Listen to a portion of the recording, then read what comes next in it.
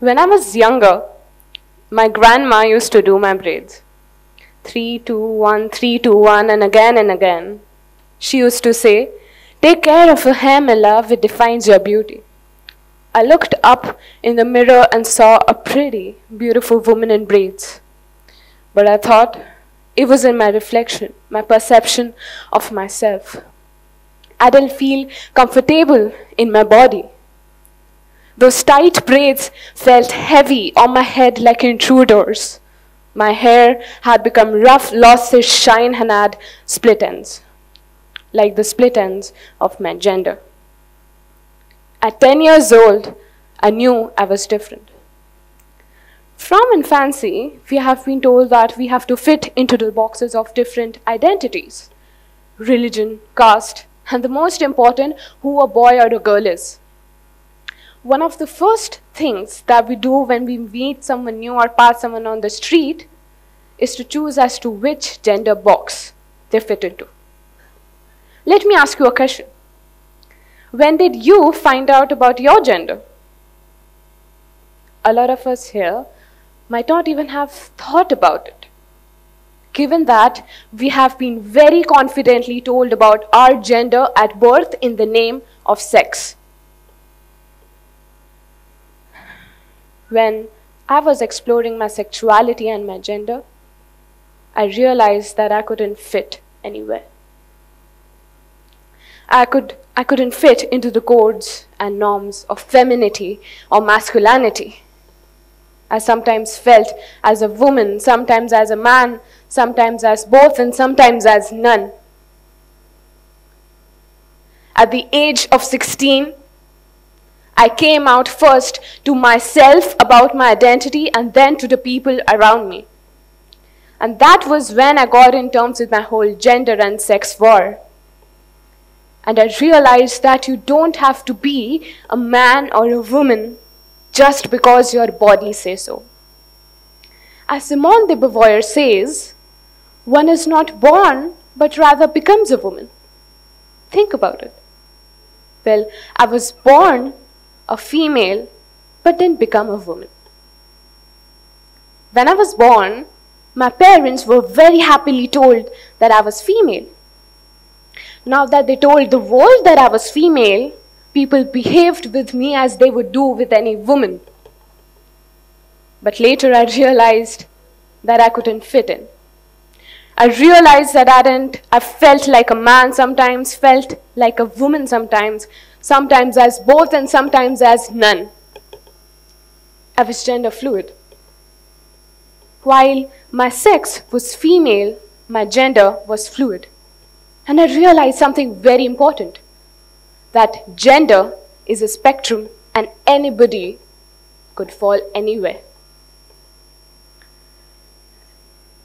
When I realized this was a moment of evolution.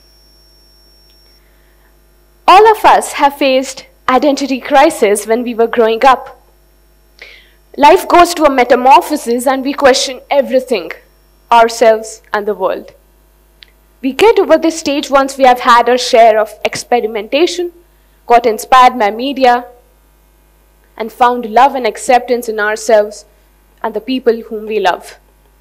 Now imagine a situation. Imagine when you're different and not normative. You're one in many, but it does not make you feel special because that's the time when you want to fit in. In such a situation, you conform. You conform just for the sake of being accepted and loved. You shun your identity, the identity that makes you feel loved and belonged. Even if you accept yourself, you don't really have the option to share it with people whom you love. When I was growing up, I didn't have any gay idol to look up to. And when I hit puberty, things became worse. I didn't have any voice changeover or grow any beard. I would use my dad's shaving cream to pretend that I had a beard and shave it. I was always inclined towards whatever the boys did, stereotypically. I was called a tomboy. I didn't like being called one because I wanted to be a real man and not a woman who was incomplete. At the same time, I felt rejected in general. I didn't conform to the ideal beauty standards then, so I didn't get much attention from guys. And as a child, it mattered to me a lot. At this point of time, I forced myself into exaggerated femininity, and it made my dysphoria worse. On the parallel, I was also exploring my sexuality. When for the first time I came to know what a lesbian was through adult movies. And that changed my life.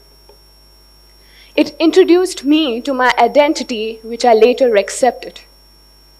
But when for the first time I saw it, I felt disgusted. I felt disgusted about my own feelings. My peers were of the same age, so I couldn't expect them to be accepting. They had the same perception. I felt lonely and rejected just because I was different.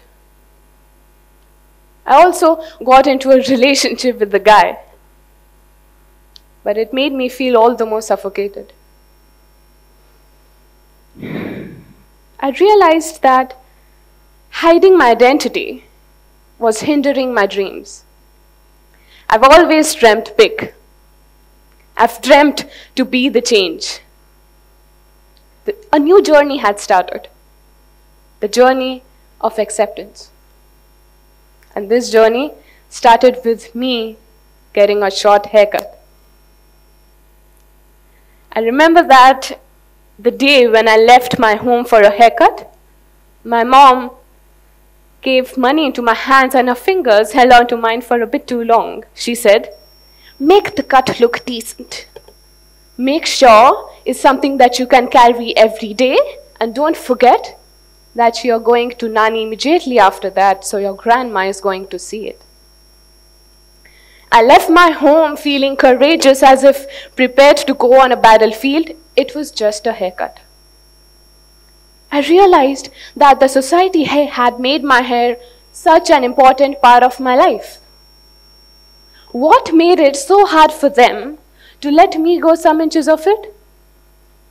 Like leaves of the trees, our hairs grow back, don't they? For me, that hairstylist was both a butcher of my hair and the liberator of my dysphoria. I sat on my favorite leatherback chair and closed my eyes.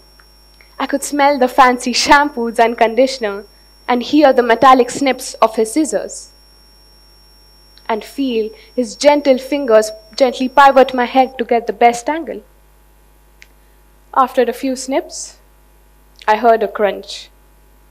I felt something soft land over my shoulder. My head felt light. I opened my eyes. Only about 3 inches of hair was remaining in the front. It was a new me, but still myself. I couldn't stop staring at my reflection, at my true self. Till that day, the mirror never felt as a true friend. Never good enough to show me my true self, but not today. I could see the feminine little boy taking form in the mirror, and I wondered where he was for so long. When I went back into the car, I suddenly remembered of my nanny. My nanny was an ideal housewife who did her roles only according to what her male counterparts approved of. Would she accept me? Would she reject me? Would she still love me? I don't know. I reached my nanny's house and I rang the bell. I wore a cap. I thought I could deceive her into believing that I hadn't cut my hair and not break her heart. But now I didn't want compromises. Compromises felt like lies, so I removed it. My nanny was coming towards the gate when I called out, "Chai ji, main aa gaya," trying to make it sound like it usually did. She opened the gate and I stepped in. Her hands reached out to touch my hair. I could feel her slender fingers touch my hair till the roots. I could see the quizzical expression in her eyes, wondering what I had done with my long hair. She said nothing. Nothing. And occupied herself with setting up the lunch. We ate the lunch in silence, which was in turn eating me up. The silence was getting unbearable when she abruptly remarks, "Aaj India-Pakistan ka match hai. Today's India-Pakistan's match." It was so abrupt, but I felt a wave of relief. Sitting at that moment on the cold marble floor, looking up at my nani, I didn't care how things would pan out later in life. But I knew one thing for sure. The splits in my hair or the length of my hair wouldn't and couldn't snatch away the love of the important people in my life. She looked at me sharply and immediately added, "Ab dobara mat katna. Don't cut it from now on." I jumped up, ran towards her and embraced her in my arms. I kept my head on her chest and said, "Okay, dekhenge. We'll see." Those tight braids had vanished, those intruders had gone away. It was a true me, and still so beautiful. Metaphorically, autumn had gone, winter had passed, and the spring was finally here. After this, there was no going back, but coming out to my parents about my sexuality and about my gender needed immense courage. And my psychology teacher in my college gave me that courage to be myself and not fear to be out. On the same day, I came out to my parents.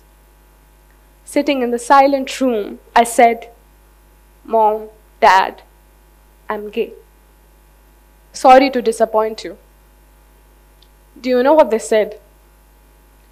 "We are disappointed at you and us that you couldn't share this struggle with us earlier." I'm very fortunate that my parents care more about me being a good human being than me being gay. Love conquers all. Do all of us not believe in that? I started my journey alone, but soon I found someone who would be with me in this journey to conquer it all. My partner, Sanjana. No matter how much bullied or threats we faced, we tried to stand strong and have a voice for the community.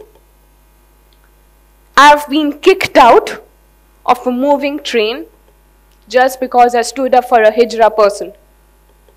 Sanjana has been constantly asked uncomfortable questions about her sexuality and about our relationship.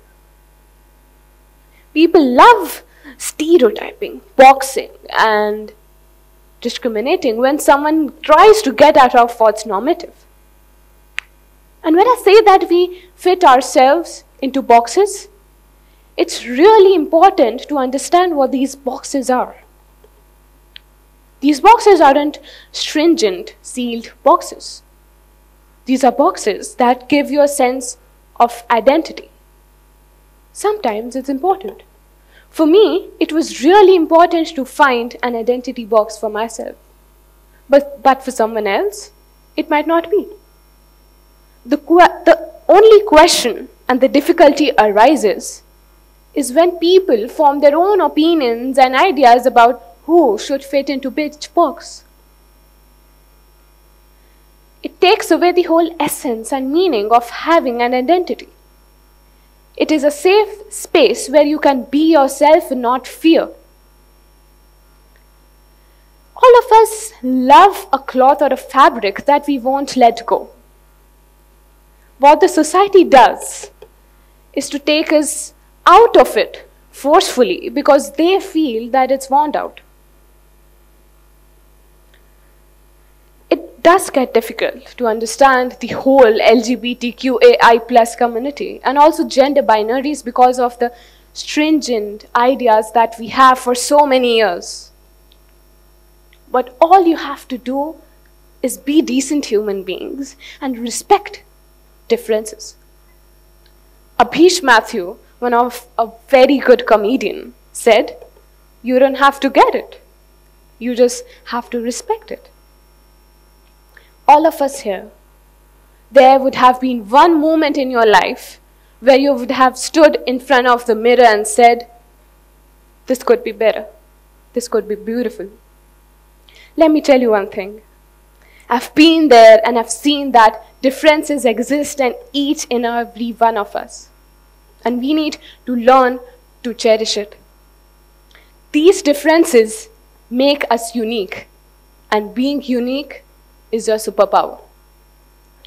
Someday, you might even have to save the world from the superpower by being unique and not fear to be who you are.